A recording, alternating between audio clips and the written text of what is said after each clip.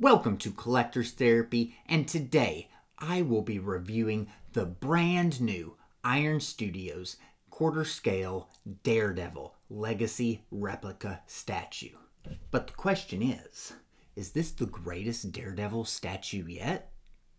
So here's the box, and as you can see, it reflects exactly what the statue is. It was honestly a little banged up in shipping, but if that's the only damage I have in a statue, I'm gonna consider myself a lucky collector. And here he is, ladies and gentlemen. I am actually filming this shortly after the live unboxing that I did. And thank you for anyone that joined the double live unboxing that I did with the DCX channel. I had a blast. I loved being one of the first unboxings on YouTube. That was like super exciting for me.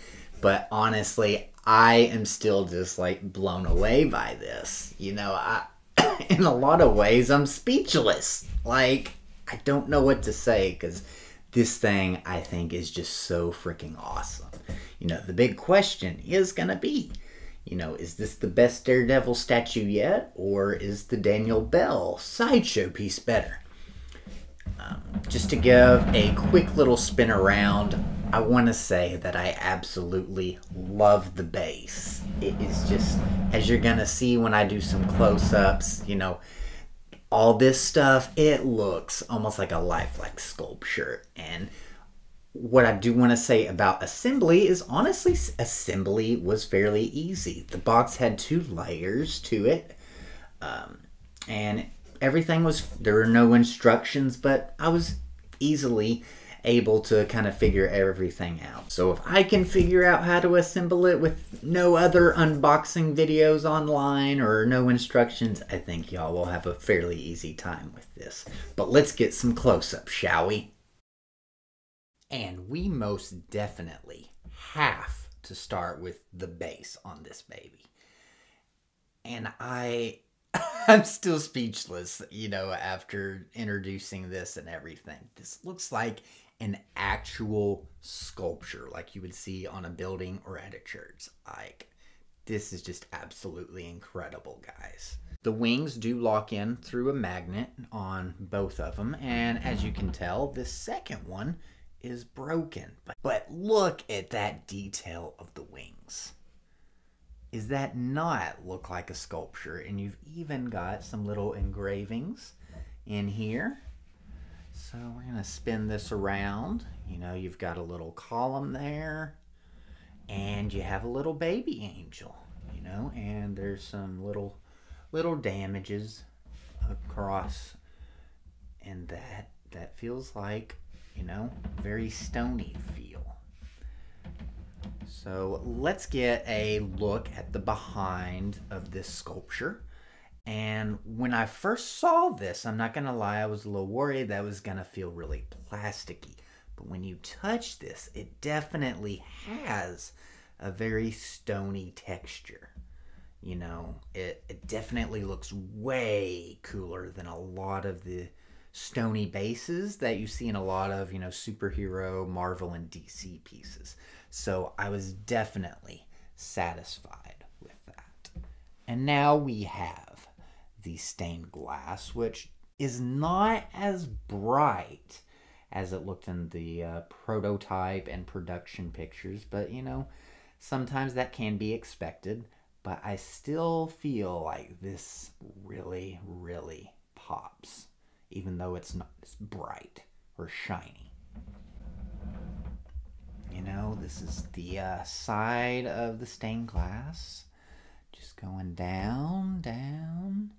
And on the other end, we have another little baby angel that is heavily damaged. This baby's not had a good day. You have another column, but now let's focus in on the man of the hour, Matt Murdock, Daredevil. I think this is a beautiful, beautiful sculpt. One thing I do want to point out here that I was a little worried about when I was first getting this was this seam right here. as you can see, there is a very slight little line there, but how it works is it's actually part of his costume. As you can see, those little ridges going all the way around.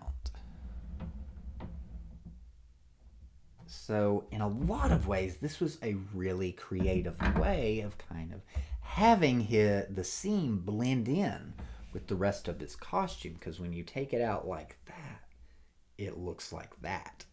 And it just looks absolutely awesome.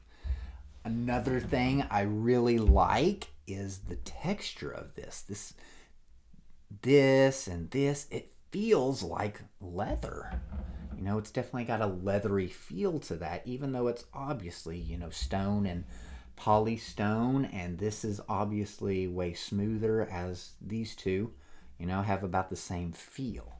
But you have this leathery texture going throughout his costume.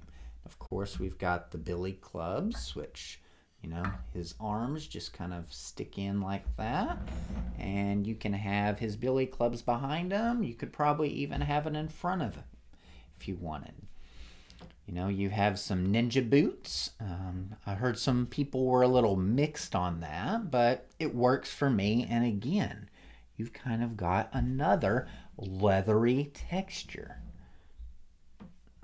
So really, really on point texturing.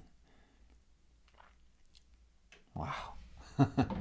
That's his billy clubs holder. You cannot put the actual billy clubs inside, because if you can see, it's closed in on that. So you cannot put the billy clubs inside. It's purely for looks, but it looks awesome. And again, some more leathery texture. We'll go down. And you've got that. You've got all the nice wrinkles in his boot. That is also in that boot as well, of course. Wow. This is awesome, guys. And I have to say, I think this is up there with one of my favorite statues that I own right now, next to the New 52 Batman. And I just want to give my concluding thoughts, a little information on the Daredevil character. You know, this is absolutely incredible. I was looking at the pictures of the Daniel Bell Daredevil statue from Sideshow, and you know, that has an awesome sculpt. I have not seen that one in person, so I cannot personally comment on that. But I would say this base has that beat by far. You know, just this base is very detailed. It looks very lifelike with all of these sculptures. As I said, those look like lifelike sculptures that you would see at an old church or old architecture. And you know, the stained glass is awesome as well. But so I can't fully say which is better, but in my opinion, you know, this, you definitely need to consider buying this Daredevil statue before it sells out. 600 pieces and $700 on Sideshow retail. As many of you know, Daredevil was created by Stan Lee, but he was really popularized by the Frank Miller run, which I have actually been reading, and I've gotten through that first omnibus. And that was a perfect time for me to read this, with this guy coming in the mail. But yeah, he was popularized by Frank Miller, and those early Frank Miller issues, he seemed kind of like honestly, kind of a poor man's Spider-Man in some ways, but I fell in love with what Frank Miller did in that first volume. And of course, you have the Daredevil Netflix series, which is just amazing, and give us Matthew Murdock in Spider-Man 3 as his lawyer. I mean, come on, guys. That's got to happen. But the Netflix series was amazing, and from what I understand, it used a lot of the Frank Miller stuff. I have not yet I've only read a few issues of the companion, which gets into the Born Again story arc. So I cannot fully comment on that at this time. But this is an excellent, excellent Daredevil, and obviously the base, I think that blows the Daniel Bell. The only thing I would say is it really comes down to the sculpt. Which sculpt do you like better? Do you like the Daniel Bell, or do you like this sculpt? I am a big fan of, the texturing that they did with this. It was just really top notch. And from pictures, I really liked the red and the black that Daniel Bell did. So both of those statues are a home run, but this very may well be the best Daredevil statue yet.